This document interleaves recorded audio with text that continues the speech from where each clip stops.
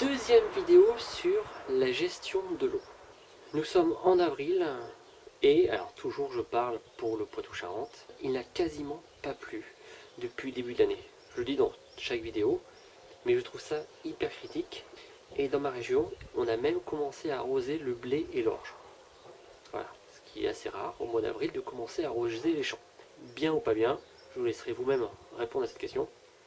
Quoi qu'il en soit, il ne pleut pas. Et c'est dramatique. Dans cette maison, ça va faire 10 ans qu'on l'a acheté. Et comme beaucoup de choses, du moins pour ma part, du moment où j'ai pas le problème, où j'ai pas à m'y intéresser, eh bien je ne connais pas. Alors je suis relié au tout à l'égout. Honnêtement, quand on a acheté la maison, on nous a dit vous êtes relié au tout à l'égout, cool, mais sans vraiment savoir ce que ça voulait dire.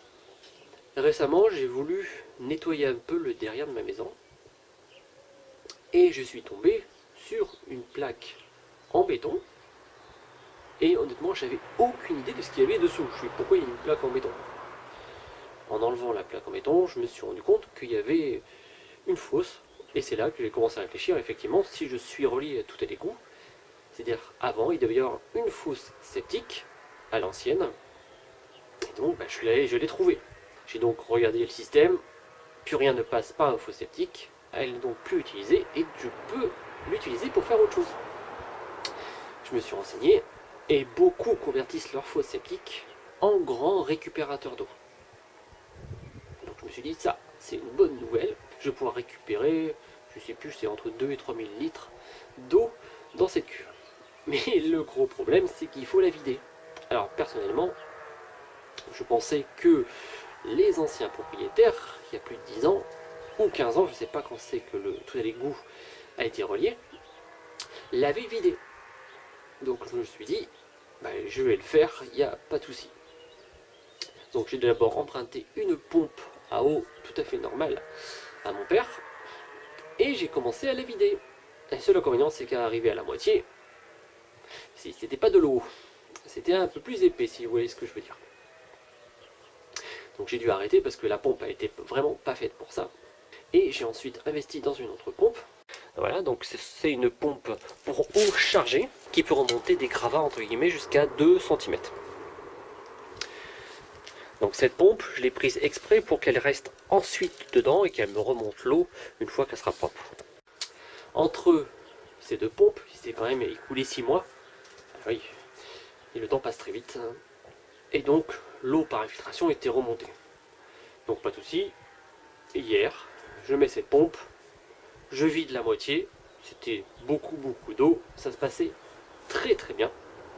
Je mets toute cette eau, mélange un peu de caca, mais bon, toute cette eau, je mets ça dans mon bac en compost. J'ai laissé reposer pendant 2 ans, histoire que ça sèche un petit peu. Mais, arrivé à un quart, à peu près, toute l'eau est partie, et au fond, qu'est-ce qui reste? Du caca, bien épais, et la pompe pas assez forte pour tout remonter. Allez, je vous montre. C'est un peu gore, mais je vous montre quand même. Voilà, là on est derrière ma maison. Et du coup, en grattant, j'ai trouvé cette cuve. Et je sais pas si on le voit, mais j'ai réussi à bien la vider. Mais au fond, il reste quand même un quart de gros caca. Donc une fois que ma pompe n'arrivait plus à enlever cette masse, j'y suis allé au seau.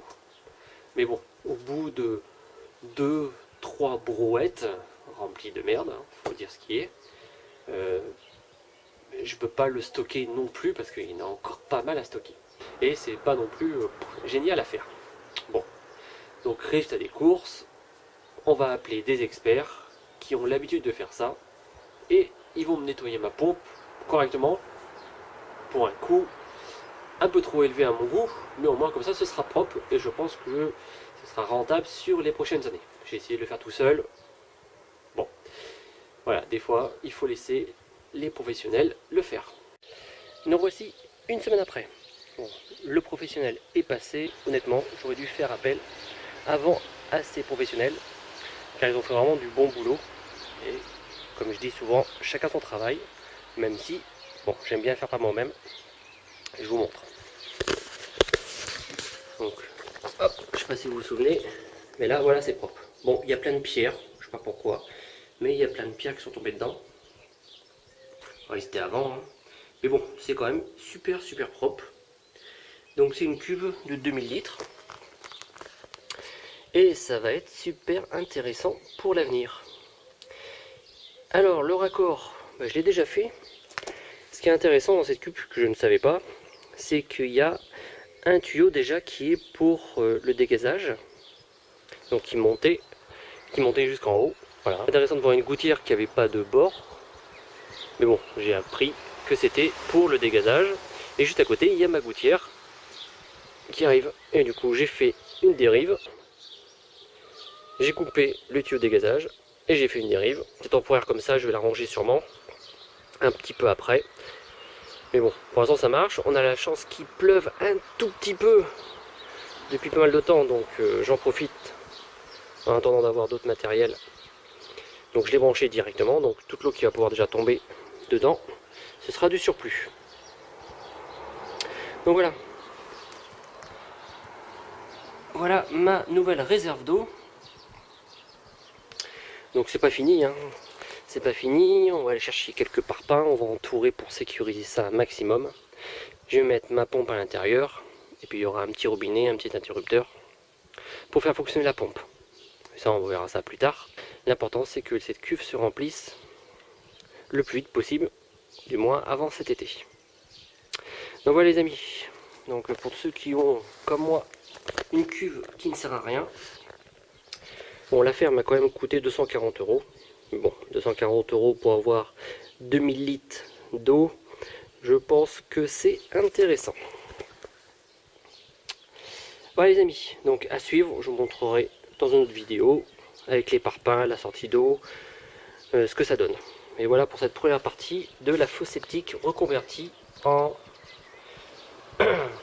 citerne d'eau. Voilà les amis pour cette deuxième vidéo sur la récupération d'eau. Donc ça faisait quand même un moment que j'y pensais, j'avais jamais franchi le pas. Je me suis toujours dit je le ferai moi-même, on verra plus tard. Mais honnêtement j'aurais dû le faire il y a quelques années, car quand même 2000 litres d'eau, je pense qu'avec 2 ou 3 orages ça doit se remplir. Et j'ai plus de remords à arroser mon jardin, vu que l'eau elle vient du ciel. Donc pour tous ceux qui ont une fosse septique comme moi et qui ne leur sert plus, voilà une petite idée quand même pour quelques euros, il faut l'avouer, mais au moins c'est propre, le branchement est fait, et j'espère bien que ça va se remplir assez vite. Je vous remercie et je vous dis à bientôt.